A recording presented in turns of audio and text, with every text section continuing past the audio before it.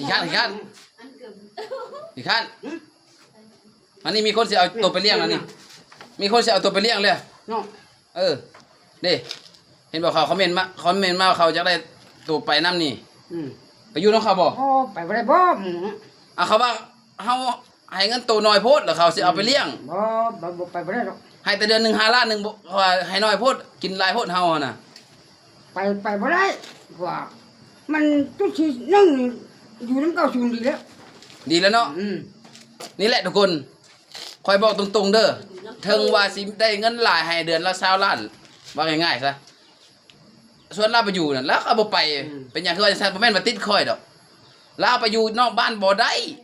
คนแบบนี้ไปอยู่นอกบ้านบ่ได้ว่าง่ายๆซะคอยส่วนขึ้นไปอยู่เวียงจันทน์แต่7 มื้อแล้วยังป่วงมาแล้วสิไปล้มหยังให้เราไปอยู่นำเจ้าได้เอา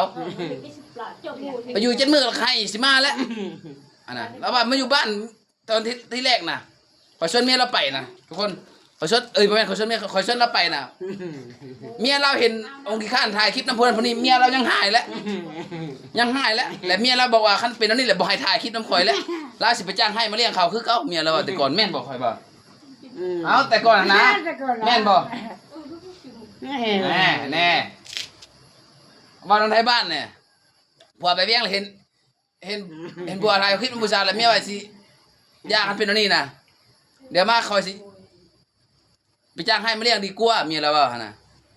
ห่วงผัวและไอ้ผัวก็คิดฮอดเมียไอ้ผัวก็ได้ไปอยู่เวียงไปอยู่ได้7 มื้อนึงมื้อที่8บอกไปรอรับงานรีวิวยังบ่ไปยังถิ่มงานรีวิวมาอยู่เฮือนสิมาล่มหยังสุเจ้าว่าสิวางไว้ให้ลาไปอยู่กับคนอื่นนะเดี๋ยวว่ามัน20 ล้านเนาะ100 ล้านยังบ่ไปเนาะสำนั้นทุกคนเรายอมเอา5 ล้านยอมเอา5 ล้าน100 ล้านบ่ยอมเอาเพราะว่าเป็นหยังคือว่าจังซั่นเนาะมันคนเฮาน่ะคนบ้านนอกน่ะทุกคนคนบ้านนอกมันบ่มักไปอยู่ในเมืองมันบ่แม่นสังคมของเฮาคือข่อยคือกันคันน่ะผู้ใหญ่เพิ่นเนาะเจ้าของแบรนด์เพิ่นบอกไปอยู่คือเอาเดือนนึง10 ล้าน20 ล้านให้ข่อยไปอยู่บ่ข่อยก็บ่ไปว่าข่อยบ่มักสังคมอยู่ในเมืองก็บ่แม่นว่ามันบ่ดีสังคมในเมืองมันก็ดีในแบบของคนเขาเคยอยู่เฮาผู้ที่ว่าบ่เคยอยู่น่ะมันอึดอัดไปอยู่น่ะข่อยง่ายๆซะ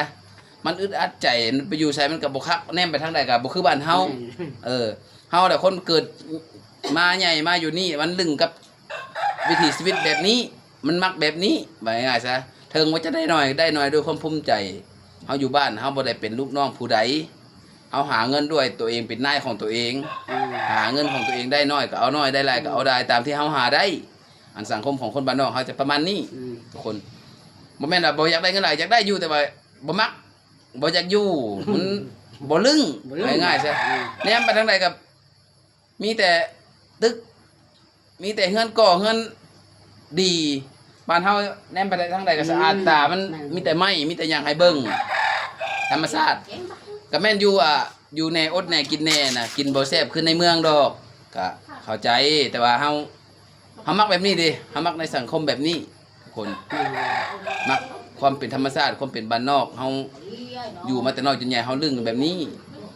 เฮาแหละบ่มักปานใดสังคมในเมืองน่ะถามว่าสังคมในเมืองดีบ่มันก็ดีแล้วเนาะมันการไปมาสะดวกเส้นทางมันก็ดีเส้นทางมันก็ไปมาสะดวกคือบ้านเฮานี่ยามนี้มันปิดตายเส้นทางไปบ่ได้แต่ว่าไปบ่ได้ก็เฮาก็ลึงเลยเด้เฮาอยู่แบบนี้เด้อยู่มาแต่น้อยจนใหญ่แต่กี้มันแข่งเส้นทางบ่ได้เป็นแบบนี้